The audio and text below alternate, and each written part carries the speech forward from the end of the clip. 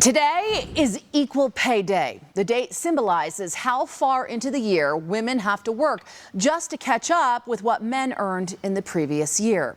The 2020 census shows that American women working full-time make 81% of what their male counterparts make. In Utah, that number drops to 72%, making us one of the worst states for gender pay equality. One local group is working to help change that.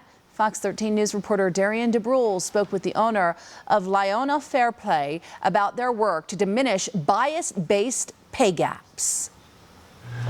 After finishing grad school here in Utah, seeing so many people that were getting underpaid that looked like me or was a woman or just someone from a different diverse background, that really catapulted, us. This is Chanel Tuitele. She is the co-founder of Lyona Fair Pay, a Utah-based tech company focused on eliminating bias-based pay gaps within companies. We focus not just on gender, but our data scientist team, they'll check for any pay gaps related to gender, race, and age. They're tackling the issue by conducting confidential salary audits. We need companies to conduct internal studies. They can look at, how are they deciding pay structures when they hire? And are there any overt or even like subtle implicit things that are happening that influence the pay gap? Factors like education, occupational choice, and work experience can contribute to difference in pay. But USU researcher Emily Dorowski says even if all those factors are controlled, there are still pay gaps. We typically see gaps even when we're comparing men and women in the same field.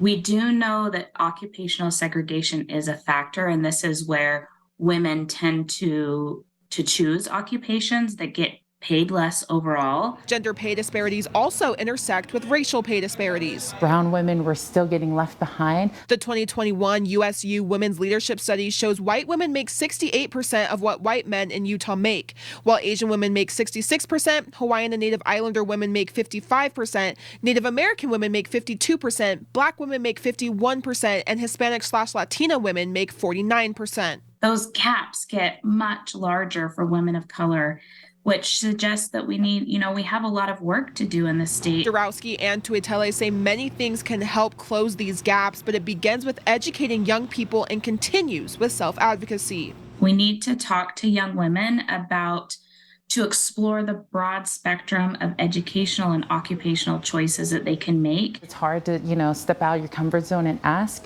but it's worth asking so you don't leave, $500,000 over a 30-year time frame on the table. In Salt Lake City, Darian DeBrule, Fox 13 News, Utah. And we want to know, what do the women in your life experience when it comes to equal pay, or perhaps you yourself? Scan that QR code right there on your screen. It will take you to fox13now.com/voice, and then click on the news tab. Use that slide you see there to show perspective on how close you or the women in your life are paid compared to their male counterparts.